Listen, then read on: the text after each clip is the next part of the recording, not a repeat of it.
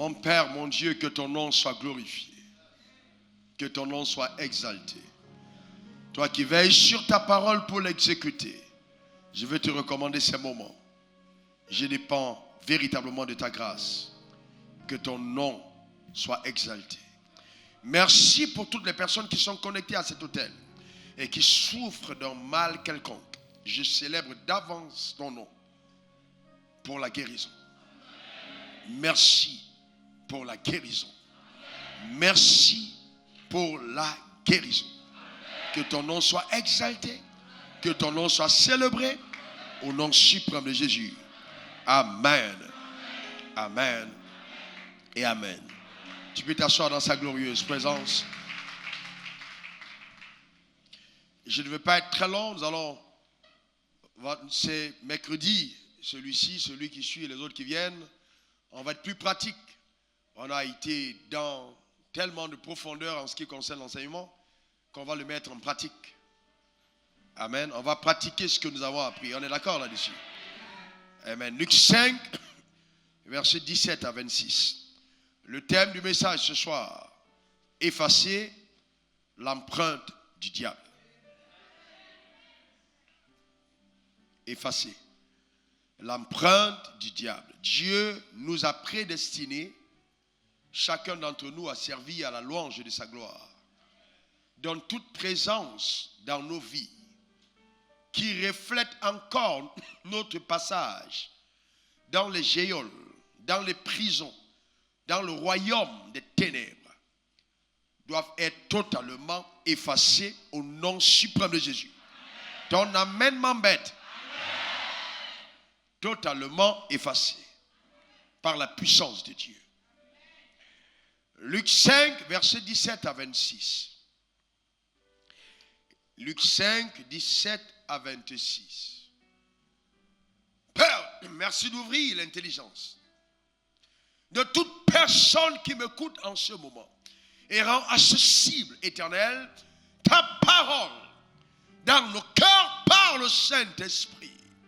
Donne à l'énergie d'en haut, à la force du Saint-Esprit d'enrober ces paroles, afin que pendant que la parole sera annoncée, que chacun constate dans sa vie les effets dévastateurs et glorieux de cette parole sur les œuvres des ténèbres. Au nom suprême de Jésus, je veux te rendre grâce pour les diverses guérisons, Père, les diverses malédictions qui sont ôtées maintenant, au nom suprême de Jésus, afin que ton règne s'établisse par ta force, que ton nom soit glorifié. Car tu veilles sur ta parole pour l'exécuter. Que ta parole transporte encore ce soir le feu de Dieu pour consumer les œuvres des ténèbres. Au nom de Jésus, j'ai prié. Quelqu'un donne 3 bons amen. Faut jamais être familier à la présence de Dieu. J'ai dit donne 3 bons amen. Vous savez, quand vous venez à une réunion, vous ne savez jamais ce que Dieu vous réserve. La meilleure des choses à faire, c'est de jamais être familier à sa présence et d'avoir une extraordinaire attente. Je sais une chose, Dieu va faire quelque chose de particulier dans ta vie aujourd'hui. Je le sais parce que je crois en sa parole. La Bible dit un jour, Jésus enseignait. Un jour, Jésus enseignait. Certaines personnes pensent que quand on enseigne, on n'a pas l'onction. Mais la Bible dit un jour, Jésus enseignait. Vous savez, la prédication de l'évangile, tout le monde peut prêcher. Mais enseigner, il faut être enseigné. Ce n'est pas tout le monde qui peut enseigner. Un jour, Jésus enseignait. Bénissez Dieu d'être assis sous un ministère où on enseigne. Parce que Jésus a d'abord enseigné, ensuite prêché et après guéri les malades. Il a plus enseigné que prêché. Il a plus prêché que guéri les malades. Dans l'ordre, enseigner vient en premier. Un jour, Jésus enseignait. Des pharisiens et des docteurs de la loi étaient là, assis. Vous savez, vous ne pouvez pas faire asseoir les gens si vous n'enseignez pas.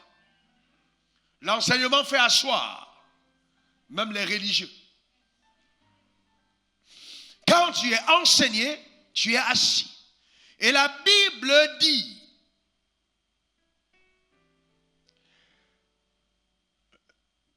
les docteurs de la loi étaient là assis, venus de tous les villages de la Galilée, de la Judée et de Jérusalem, et la puissance du Seigneur se manifestait par des guérisons. C'est-à-dire, pendant qu'il était en train d'enseigner, la puissance du Seigneur se manifestait par des guérisons. Ce soir, pendant que je parle, la puissance de Dieu se manifestera dans ta vie.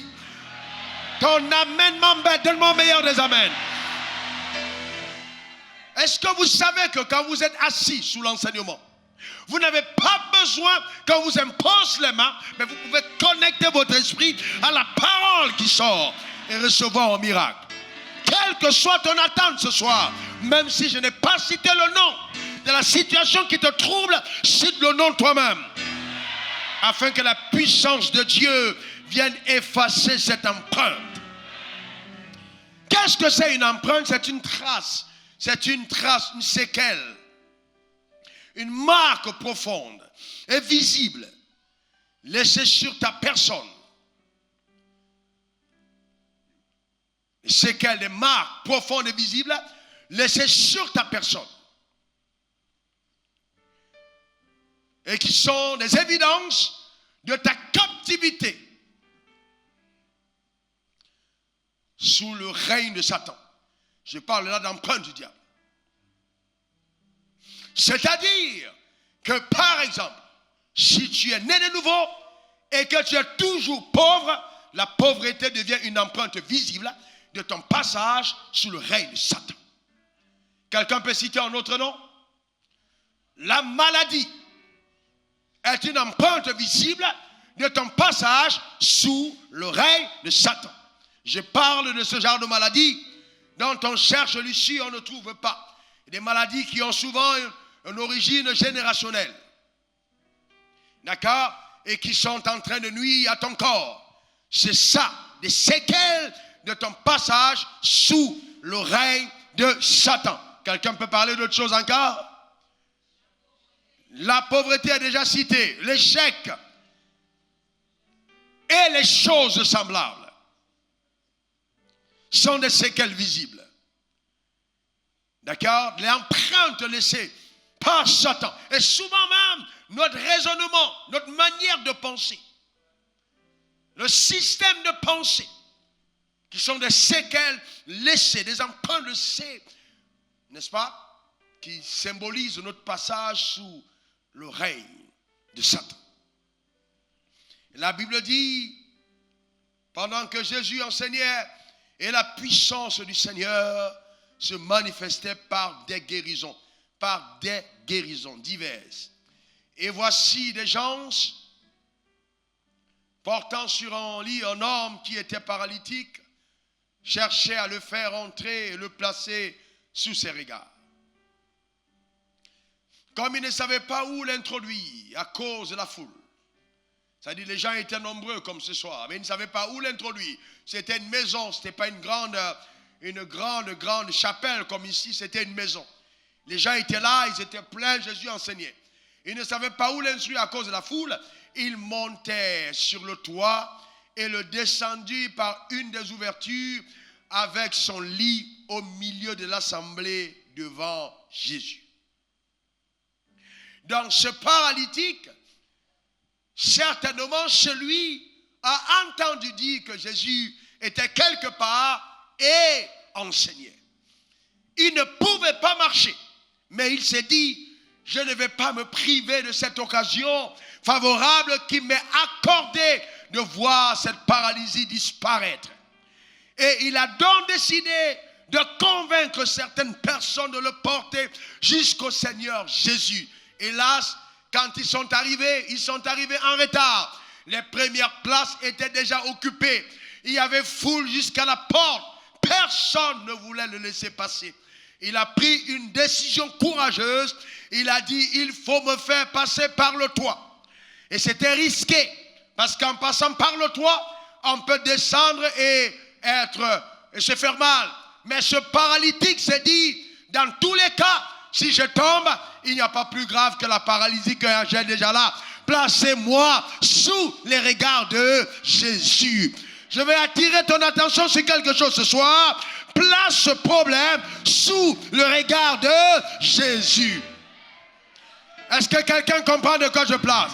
Place ce problème sous le regard de Jésus. Que ce soir, tu puisses toi-même présenter ce problème à Jésus. Est-ce que Jésus est au courant du problème que tu traverses? Est-ce que tu l'en as informé? Même s'il est omniscient, est-ce que tu as pris la peine de venir au devant de lui avec ce problème? Est-ce que tu le lui as présenté? Vous savez, on peut souvent venir aux réunions et puis tous les jours on repart, on a le même problème, on vient, on repart et on n'en parle jamais avec le Seigneur. Ce soir, tu dois placer ce problème sous le regard de Jésus. Vous savez, c'est important. Continuons la lecture. Et la Bible dit, voyant leur foi, soulignez ça dans votre Bible, si c'est la vôtre. Voyant leur foi. Ça, c'est impressionnant. Voyant leur foi, c'est-à-dire que la foi, à certains moments, peut être visible. Voyant leur foi. Eh bien, même quand j'enseigne et que je regarde l'assistance, il y a des personnes, quand je les vois, je sais qu'elles ont la foi. Il y a d'autres personnes, quand je les vois, je sais qu'elles n'ont pas la foi. La Bible dit, voyant leur foi. Jésus dit, homme, tes péchés te sont pardonnés. Homme, tes péchés te sont pardonnés. Ensuite, les scribes et les pharisiens, voyez-vous, parce qu'ils n'étaient pas le seul à connaître la Bible. J'aime dire aux pasteurs que quand vous enseignez, ne pensez pas que tous ceux qui sont assis sont des ignorants. Non, il y a des gens qui sont assis, qui sont calés, mais ils sont en face de toi par humilité. Est-ce que quelqu'un comprend de quoi je parle? Dans les scribes et les pharisiens, c'était les gars qui étaient assis dans la parole. Ils se mis à raisonner et à dire, qui est celui-ci qui profère des blasphèmes? Parce qu'ils connaissaient. Voyez-vous, il y a des assemblées, c'est vrai, quand tu parles, tout le monde est ignorant. Mais eux, ils connaissaient. Mais qui est celui-ci qui profère des blasphèmes? Qui peut pardonner les péchés si c'est de Dieu seul? Qui peut donc pardonner les péchés si c'est de Dieu seul? Et la Bible dit, continuons, Jésus, connaissant leurs pensées. Quand quelqu'un est habité du Saint-Esprit, il peut te regarder et savoir à quoi tu penses. Et un bon enseignant de la parole qui regarde la foule doit être même à des moments précis de connaître la pensée du peuple qui est en face. Par le Saint-Esprit, bien sûr. Voyant leur foi, pris la parole et leur dit, quelle pensée avez-vous dans vos cœurs? Quelle pensée avez-vous dans vos cœurs? Lequel est plus aisé de dire, tes péchés te sont pardonnés, ou de dire, lève-toi et marche? Qu'est-ce qui est plus facile de dire, tes péchés te sont pardonnés, ou de dire, lève-toi et marche? Maintenant, afin que vous sachiez que le Fils de l'homme a sur terre le pouvoir de pardonner les péchés, je te l'ordonne, dit-il au paralytique, je te l'ordonne, dit-il au paralytique, je te l'ordonne, dit-il au paralytique, je te l'ordonne, dit-il au paralytique, lève-toi, prends ton lit et va-t'en dans ta maison. Et la Bible dit, et à l'instant, il se leva en leur présence, prit le lit sur lequel il était couché et s'en alla dans sa maison, glorifiant Dieu. Tu peux acclamer mieux que ça. Parce que ce soir, tu vas porter ce qui t'a porté depuis longtemps. Alléluia. Glorifiant Dieu. Tous étaient dans l'étonnement et glorifiaient Dieu, remplis de crainte. Ils disaient, nous avons vu aujourd'hui des choses étrange. Eh bien, voyez-vous, nous parlons d'effacer l'empreinte du diable. Donc, vous voyez, selon ce texte, si les péchés d'un homme ou d'une femme lui ont été pardonnés, si Dieu t'a donné de devenir enfant de Dieu, alors toutes les conséquences qui étaient dues à ton péché doivent être enlevées. C'est ce que Jésus a dit. Afin que vous sachiez que le Fils de l'homme a sur terre le pouvoir de pardonner les péchés. Regardez bien ce qui est écrit. Afin que vous le sachiez. C'est-à-dire que la guérison du paralytique était l'évidence de son pardon. Pourquoi? Parce que le péché est l'agent légal qui exécute les desseins de Satan dans ta vie. C'est par le péché que Satan a une intrusion légale dans la vie du croyant. Mais à partir du moment où nous disons, je suis né de nouveau, Jésus a pardonné mes péchés, alors si la pauvreté, la maladie, les malédictions sont arrivées par le péché, il n'y a plus de raison qu'elles soient présentes. On est d'accord, n'est-ce pas? Alors ce soir, j'ordonne sur ta vie, quel que soit ce qui est resté dans ta vie, après ta nouvelle naissance, je déclare que cela s'en aille au nom suprême de Jésus. Donne-moi encore ton meilleur des amens. Alors maintenant, suivez-moi bien, écoutez-moi bien, remettez ce texte, regardez quelque chose. La Bible dit, afin que vous sachiez que le Fils de l'homme, il n'a pas dit le Fils de Dieu. Pourquoi? Parce que Jésus savait que j'allais prêcher après lui. Et que le même pouvoir que Dieu lui a donné, comme on l'a vu dimanche, c'est le même pouvoir qui m'a été donné. Jean 14, verset 12, celui qui croit en moi fera les œuvres que je fais, il en fera même de plus grandes. Il dit afin que vous sachiez que le Fils de l'homme a sur terre le pouvoir de pardonner les péchés. Il n'a pas dit le Fils de Dieu, mais il dit le Fils de l'homme.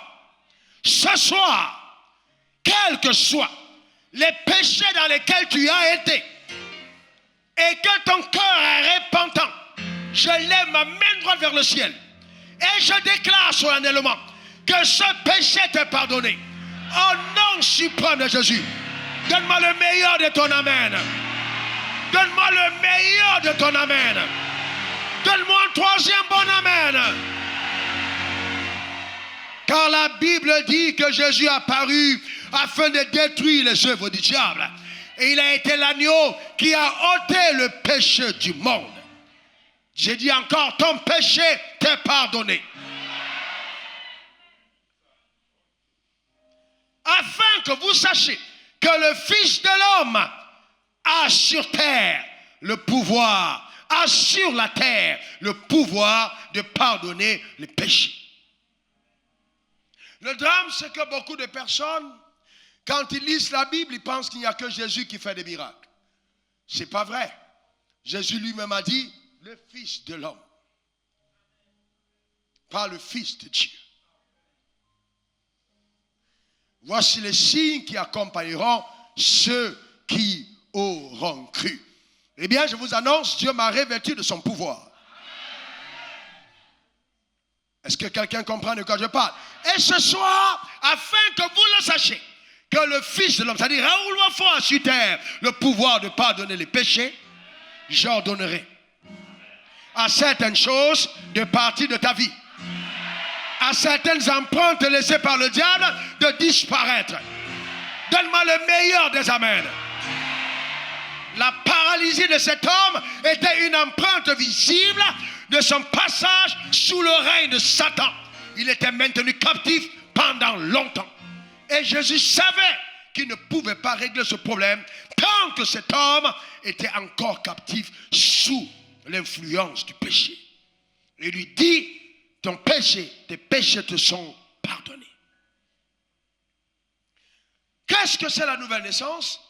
Quand on accepte Jésus dans sa vie comme étant son Seigneur, son sauveur personnel, qu'est-ce qu'on a fait? Jésus nous a pardonné nos péchés, vrai ou faux? Quelqu'un qui est né de nouveau, ses péchés lui sont pardonnés, vrai ou faux?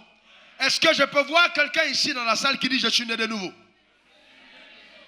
Alors, quand tu es né de nouveau, qu'est-ce que ça veut dire? Ça veut dire que Jésus t'a pardonné tes péchés. Parce que tu ne pouvais pas devenir enfant de Dieu si tes péchés n'avaient pas été pardonnés. Maintenant, j'entends quelqu'un me dire, oui, mais entre-temps, je suis encore retombé dans le péché. Mais le problème, c'est quoi?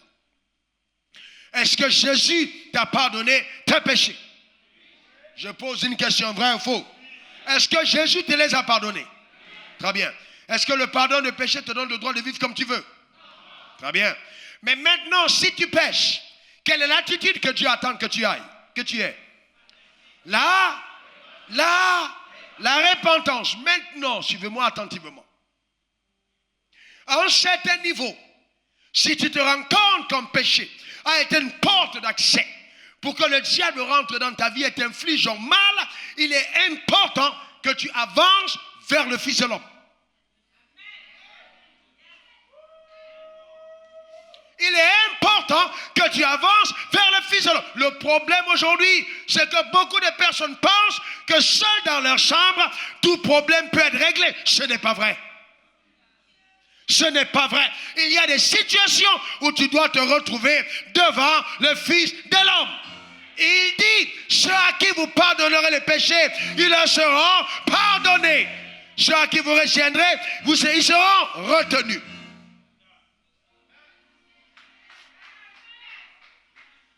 Quand à cause d'un comportement, d'un agissement, le diable est entré dans ta vie et tu vois qu'il a commencé à ruiner ta vie, il est important que tu viennes te mettre à genoux et que tu dises, âme de Dieu, voici la situation dans laquelle j'ai été. Parce que ton péché peut être pardonné, mais l'empreinte pas effacée. Il y a des gens à qui Dieu a donné le pouvoir pour pouvoir effacer l'empreinte de Satan. Ton péché, tes péchés te sont pardonnés. Dit-il au paralytique, lève-toi, prends ton lit. Vous savez, il faut faire très attention. L'onction de Dieu est libérée par la parole de Dieu. La parole est le conducteur de l'onction.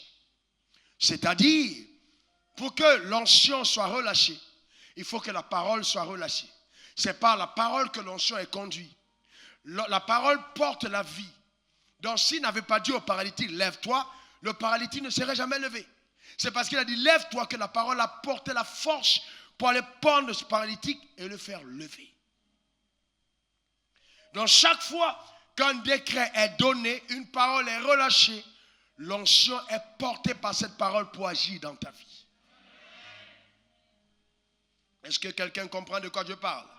C'est pourquoi il est important, très important en tant que croyant, d'avoir le regard fixé sur l'œuvre de la croix. C'est très important. Vous allez voir que les trois actions, ou les trois axes où le diable agit sérieusement, c'est premièrement les malédictions, d'accord, les maladies et la mort prématurée. Les malédictions, les maladies et la mort prématurée, qui sont justement les armes d'action la puissance des ténèbres. Et dans Matthieu 16, verset 18 à 19, il est écrit, mais moi je te dis, tu es Pierre, et que sur cette pierre je bâtirai mon église, et les portes du séjour des morts ne prévaudront point contre elle. Tu es Pierre, et que sur cette pierre je bâtirai mon église, et que les portes du séjour des morts ne prévaudront point contre elle. Quelles sont ces choses qui sont du séjour des morts? Il y a d'abord les malédictions. Ensuite, les maladies. La mort prématurée. Les trois grands M. Les armes de Satan. Les malédictions. Tu es né de nouveau. Personne dans ta famille ne réussissait dans un domaine. Mais toi aussi, tu es encore resté limité par cette barrière. J'envoie la parole de Dieu sur ta vie maintenant. Je déclare au nom suprême de Jésus que cette barrière est ôtée au nom puissant de Jésus. Donne-moi le meilleur des amens. Donne-moi le meilleur des amens. Alléluia. Écoutez-moi attentivement. Dans les armes du chrétien, il y a deux armes redoutables. Il y a l'épée de l'esprit et il y a le bouclier de la foi. Beaucoup de personnes ne savent pas que quand la parole est relâchée comme elle est relâchée, elle crée des dommages dans le camp ennemi. C'est l'arme avec laquelle nous combattons. D'accord? L'épée de l'esprit. Regardez dans Ephésiens 6. Les armes avec lesquelles nous combattons ne sont pas charnelles, mais elles sont puissantes par vertu de Dieu. Ok? On a des armes redoutables. Ephésiens 6, regardez, je crois, le verset 10.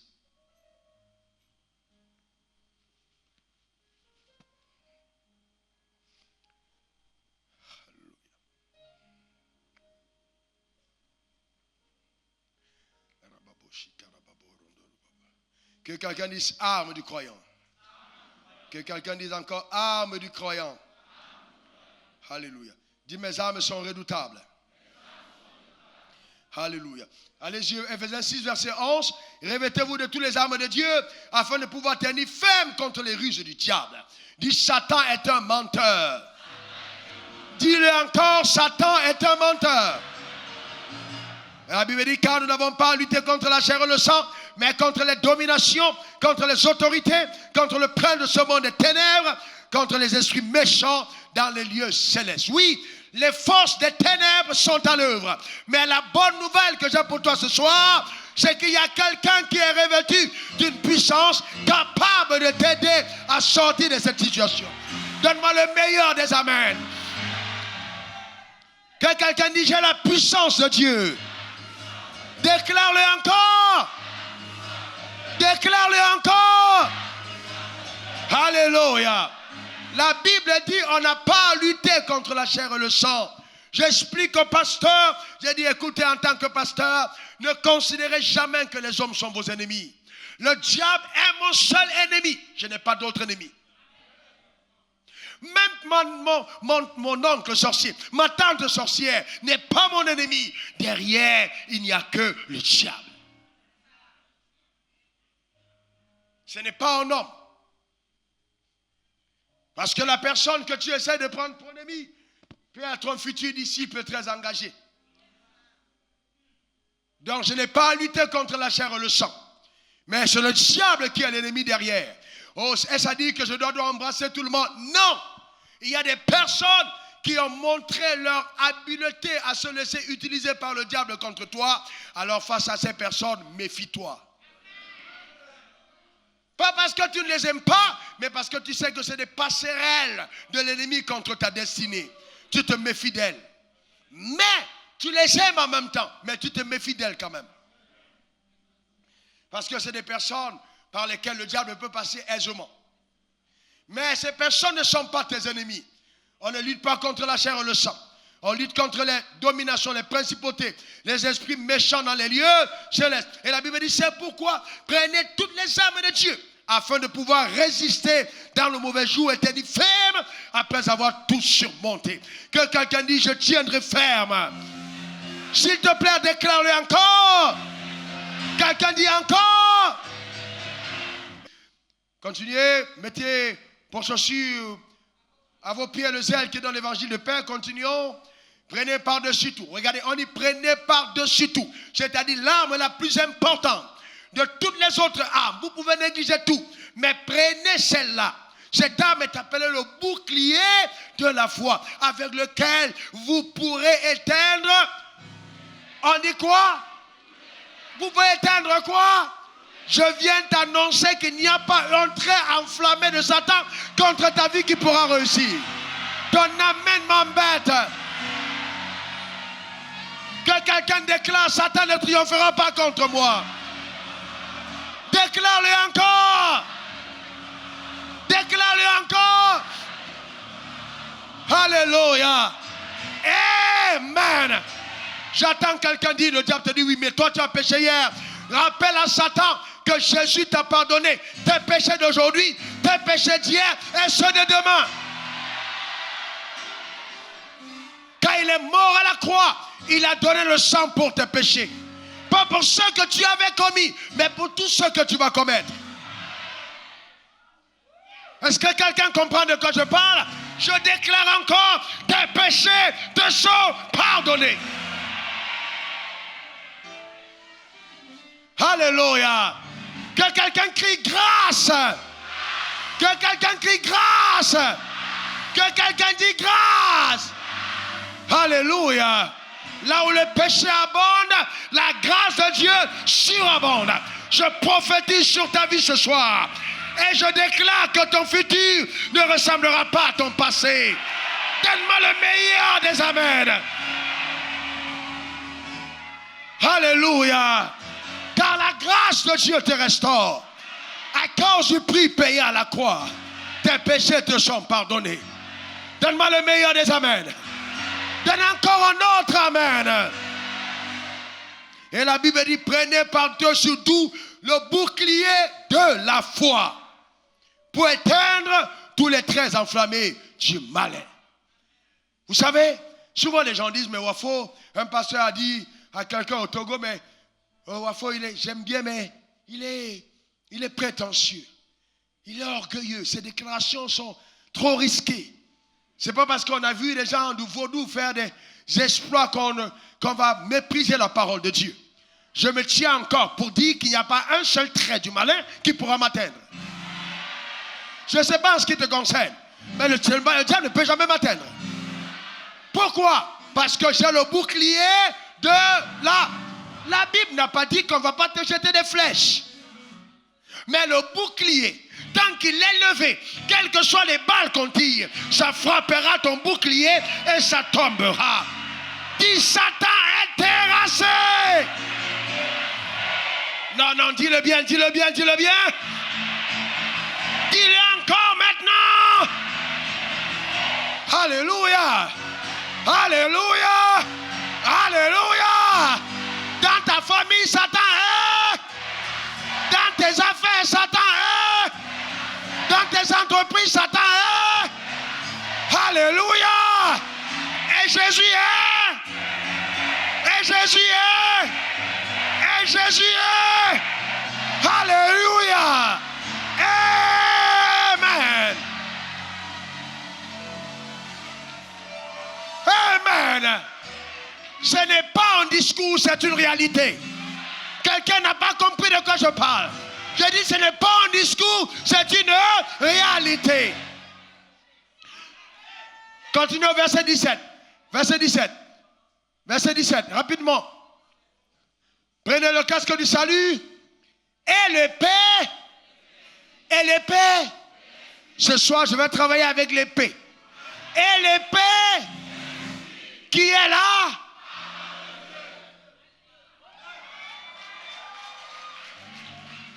Donc, quand vous avez le bouclier et que vous avez l'épée, non seulement vous bloquez tout, mais avec l'épée, vous terrassez tout. Si il y a un seul arbre, une seule plante, une seule œuvre que Satan a laissé pousser dans ton jardin, dans ta vie, j'envoie l'épée de l'esprit. Quelqu'un n'a pas compris de quoi je parle. Je l'envoie maintenant dans ta vie afin de ruiner ses œuvres au nom suprême de. Au nom suprême de. Je déclare que cela est ta portion. Je déclare que cela est ta portion. Je déclare que cela est ta portion. Maintenant, quelqu'un lève sa main droite vers le ciel et répète après moi, Seigneur Jésus, je reconnais qu'à la croix, tu as versé ton sang pour mes péchés. Tu as payé du prix de ta vie pour ma vie. C'est pourquoi je crois en toi et je place ma vie sous l'œuvre de la croix.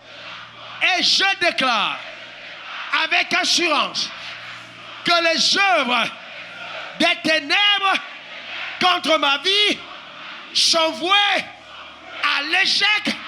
Au nom de, je déclare que je suis né de nouveau. Je suis passé des ténèbres à la lumière de la puissance de Satan à Dieu. J'appartiens au royaume de la lumière Au nom de, au nom de, au nom de. Alléluia. Maintenant, suivez-moi. J'ai dit pratiquement, je vais prier pour toi. Il n'y a pas de raison. Il n'y a pas de raison.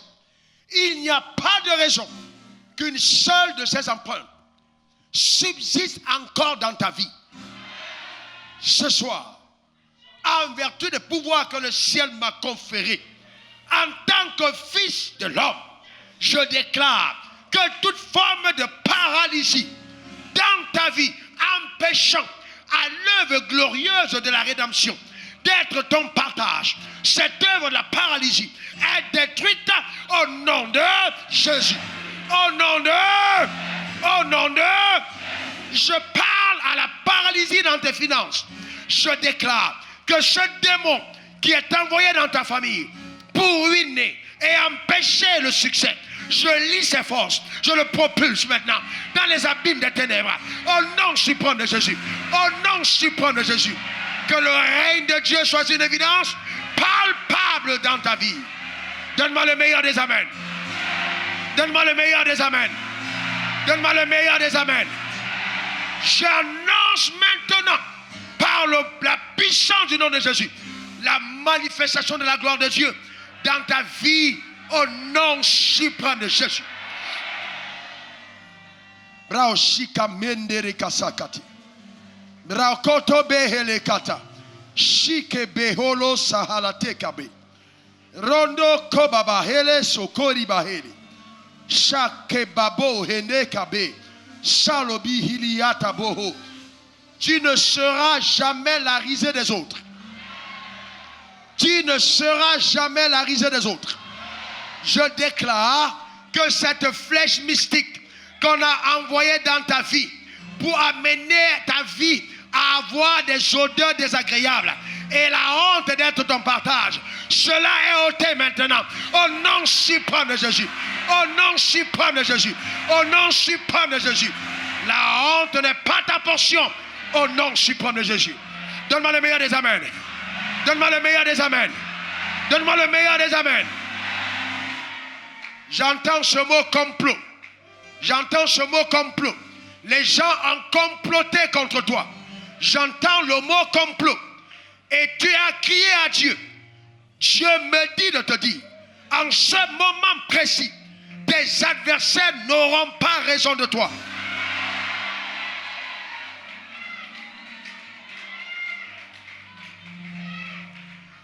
Tes adversaires n'auront pas raison de toi. Dieu a ses regards sur ta personne.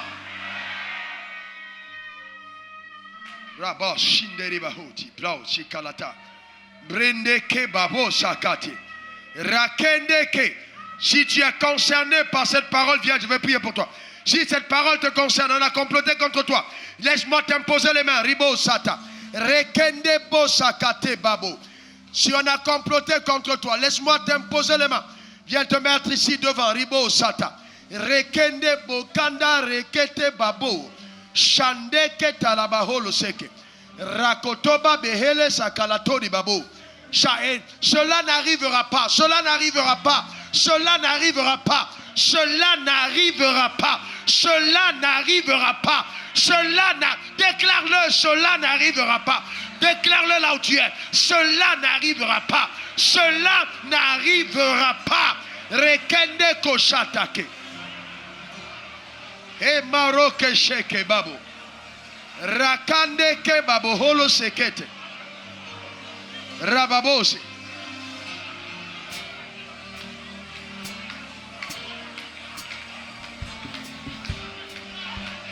Rebabo shinda rebakose. Rabo shakabe. Shakaberi osane. Yaseke babo. Rebabo sekeba. Cela n'arrivera pas. Rekendere seke babo. Rakende babo sek. Rekende boti. Share babo. Yandeke babo hokeshe. Rekende rebo sakari teke. Randeke boko shikata bao. Shere bao.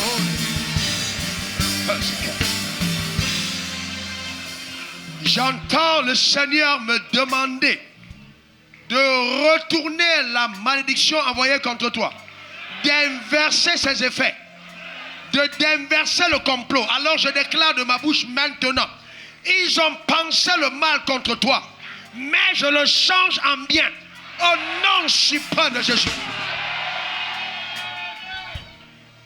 Je le change en bien au nom suprême de Jésus. Les effets de ce complot sont ruinés, sont détruits au nom puissant de Jésus. J'annonce que ceux qui pensaient que ta déchéance est soudaine, ceux qui ont commencé à se réjouir, ils seront épatés, étonnés et surpris quand Dieu a radicalement changé ta cause au nom suprême de Jésus. Et la faveur de Dieu est avec toi maintenant au nom suprême de Jésus. Rababo Shanda Rababo Ribaba Ribaba Ribo Seke Blaude Riba Kote Rababa. Je veux juste vous imposer les mains et vous allez à vos places. Cette grâce accompagne. Je déclare que ton Rédempteur est vivant. Ton Rédempteur est vivant. Ce malheur n'arrivera pas. Ton Rédempteur est vivant. Jésus-Christ est ressuscité. Ce malheur ne t'arrivera pas.